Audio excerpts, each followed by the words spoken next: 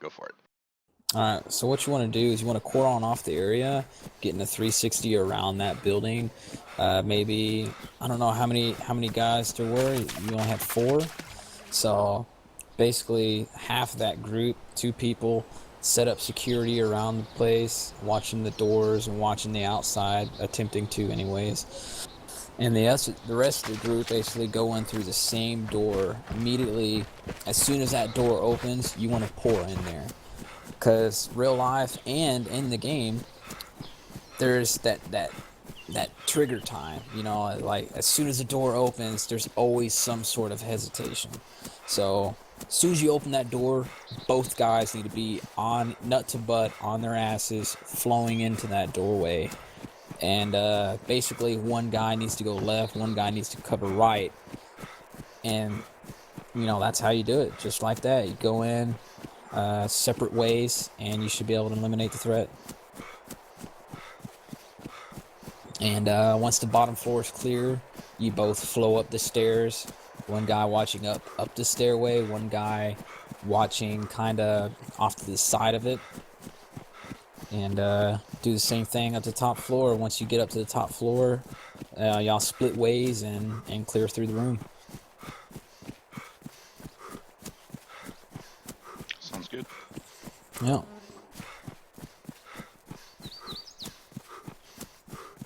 You coordinate before you go in, or is it always first man in goes left, first man in goes, or second man goes right? How it is the first man is never wrong, okay? The number 1 man will normally take the path of least resistance. That's what we tell them. So, say you're stacked up on the right side, you would just flow into the left side. Go straight into like the left corner. If it's a corner-fed room, i.e. the door is set on the corner, he would just ride along the wall. The number 2 man would button hook around and ride along the right wall. But either way, number 1 man is never wrong. So you always gotta base it off the number 1 man.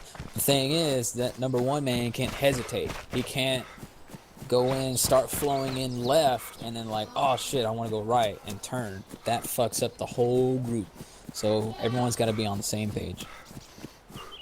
Especially if he starts taking fire, because then the person shooting at him is going to be focused on him. The second man should be able to eliminate that threat. To be honest, it's normally the number 3 man that gets downed. Because when we do our drills, we never roll more than or less than 4 man. So 4 man going into a building or a room, it's normally the number 3 man that gets popped. Why is that? Like I said, there's always that hesitation when you're all flowing in just one, 0.5 a second right in after each other.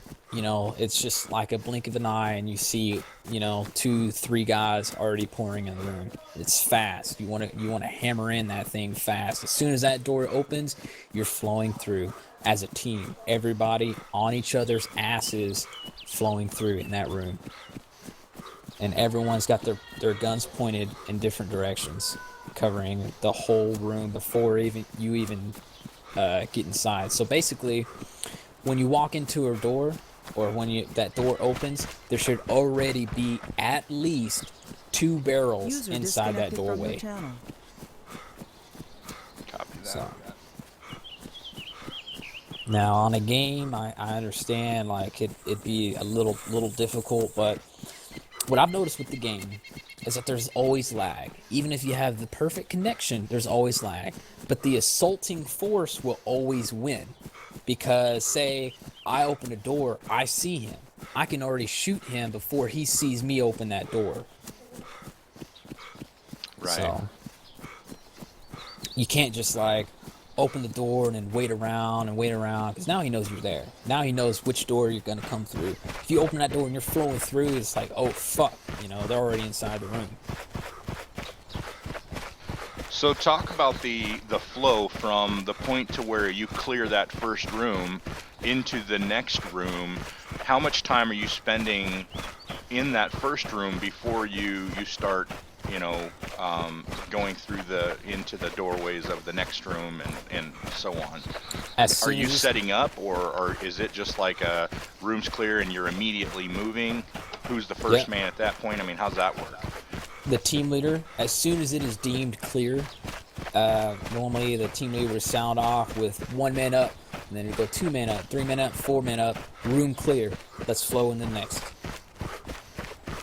It's just heavy coordination, and the team leader is always making that call. So as soon as everyone is posted up, everyone's in that room. We've taken our shots.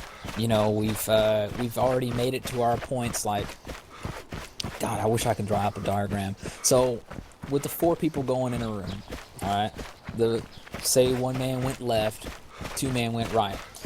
The 1 man that went left, he wants to, if it's a corner fed room, he's going to go to the first corner, take it, you know, and flow up through the halfway until the next corner. Then the 3 man will go same way as 1 man went, and he'll go halfway up to the first corner. 2 man's going to go right, obviously. He's going to go or about 3/4 away to the first corner. And the 4 man, by that time, the room should be clear. He would just turn around and face the door. So making sure he'd be a little offset of the door, making sure he's out of the doorway, but he's got a good view on it through that doorway, so no one can come in behind him. So assuming, And that's okay, go ahead. no, go ahead. Assuming you have a 4-man team, who's the team? What position is that team leader taking? Is he the first man in, the last man in? Negative. He's going to be the number 2 man. Because the team leader, obviously is always the most disciplined. He has the most training. He's the most senior. He's done this before. So when that number 1 man tries to hesitate, that team leader's on his ass pushing him in. Gotcha. Or say, you know, the guys that are in that room are good, and the number 1 man gets shot, you're still going in that door as soon as it opens. It doesn't matter. So the team leader has to have that discipline to move him out of the way or push him to the floor, whatever needs to get done, and get his team in that room. And either the Bravo team or the Alpha team, whoever is having the cordon off the area, is watching, you know, up high, watching the rooftops, watching the windows, and then also watching around the building, making sure we're not taking contact from anywhere other than that building.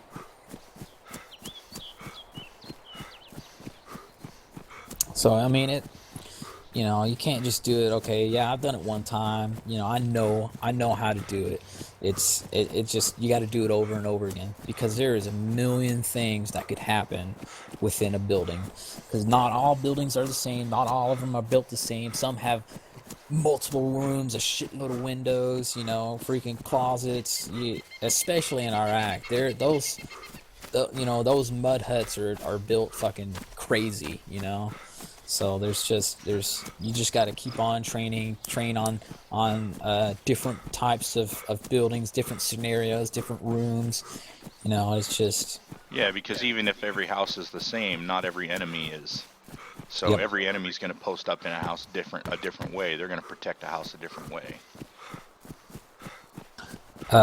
Say if it's like a huge room, like say I don't know, the industrial building or the hangar, for example, I guess. How you would do it is the number 1 and number 2 man coordinate, and they cross fire. So, because most of the time, if you're walking into a building like that, it's not going to be just completely empty. You know what I'm saying? There's going to be like couches or maybe shelves, bookcases, something that's going to be in the way where they can hide behind. So if you're riding along the wall, you can't see directly behind that bookcase that's in front of you, but the guy on the right wall can. So you're basically watching the right wall guy is watching the left wall watching the right wall, crossing fire. I mean, there's a billion scenarios, you know, that can happen in several different fucking buildings. What about placement of windows? Does that affect your movement at all? I mean, how do you cover windows if you've got to cross windows and such? You duck under it. You know, you don't want to stand right in front of the window. If you do come up on the window and you're in no position to duck under it, you just gotta move swiftly by it. You know, your eyes are always moving, your weapon's always moving. You know, you're never gonna sit in one spot for too long.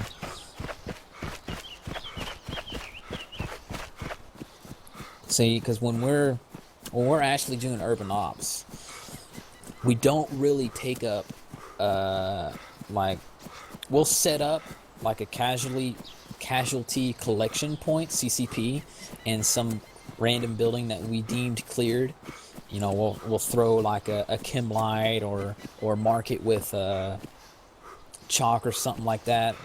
There'll be some form of marking it, and we'll set a team in there, a little corn off team or squad, and that'll be like the CCP. But other than that, we're never really sitting in just one building camping out. You know, it's not what we do. You know, if we're just sitting in a building, then we're not doing our mission, you know, properly. We're not, because it's just one of those things where we're not gonna wait for the enemy to come to us. We're gonna go out for the enemy. Right. So the shit that we kind of do here, you know, camping in the Northeast and all the jail houses and stuff is, you know, it's definitely not military protocol. But I mean, if we do enough training, you know, we can set up our own SOP, standard operation procedures. I mean, I think we'll be pretty good. I think so too. I want to get a lot of the guys away from this, you know, hack and slash stuff. I mean, I don't want to get to. I want to get to the point to where we're not just killing everything that we see just because we want something to do. Yeah.